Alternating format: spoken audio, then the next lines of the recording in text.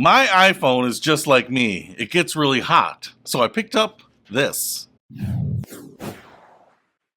What's happening, Panda Nation? Peter Von Panda here. Do you use your smartphone a lot? Outside? Shoot video? Watch video? Have you ever gotten that dreaded warning on your phone that says, the phone has to cool down? Well, I love the fact that we're now in 2025 and Apple has added that vapor cooling system into the phone like they haven't known for years that phones get really hot. And it's really annoying when I'm trying to shoot an important video, a touching family moment on a beach in the summer or something, and I can't even do it because the phone is too bloody hot. So I figured I would do two things. One, replace a phone case that is very, very old, but also try to upgrade to a case that will help with the cooling issue. And so I picked up this, and I think we should take a look at it before I put it on, which is the same philosophy I have with silk underwear that I buy at Nordstrom's. All right, so here's the new case for my iPhone. As I mentioned, the reason I got this was because of the cooling feature, which is, they put a nice little thank you card in there. Well, you are welcome. Sent a couple bucks to you. Look at that. They even signed it, and their handwriting is so nice it almost looks like it was printed. All right, so here is the case itself. It's actually really attractive. I got this not because I'm loving purple, but because my phone is purple. That was the new color du jour when they released my iPhone 14, so I got it in purple just to change things up a little bit. But you can see here, it's the holes that make this thing help vent the heat. You can see where we've got that magnetic ring in there, so hopefully all my magnetic accessories will still work with there. You can just connect it to your stands and all that. But down here is the piece that I wasn't really looking for, but I will use more often than I probably think, and that's a little kickstand. It kind of tilts in just a little bit and not be right at the edge, but because obviously, if it's right at the edge, it's going to kind of fall over like that. But because it kicks in a little bit, not super sturdy, I won't say that, but just enough that when I'm sitting down having my foot-long submarine sandwich, I can watch some videos, turn on the Peter Von Panda YouTube channel if I want to torture myself, or watch a movie or a film, or give myself a cinema-like experience.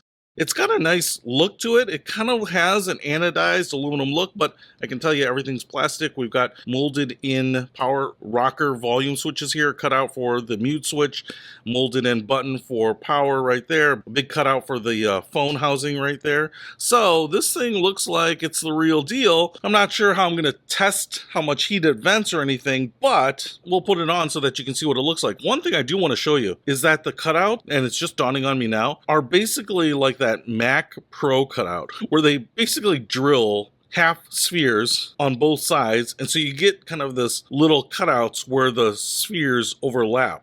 So if you actually like that Mac Pro design style, the way they do the venting on the computer cases, they do it the same way. I just thought it would be holes drilled into it. So they've kind of mimicked that Apple design language, which is actually pretty cool. I didn't even realize they were doing that. So it does mean the case is just a little thick. Maybe it's a little thicker than I assumed.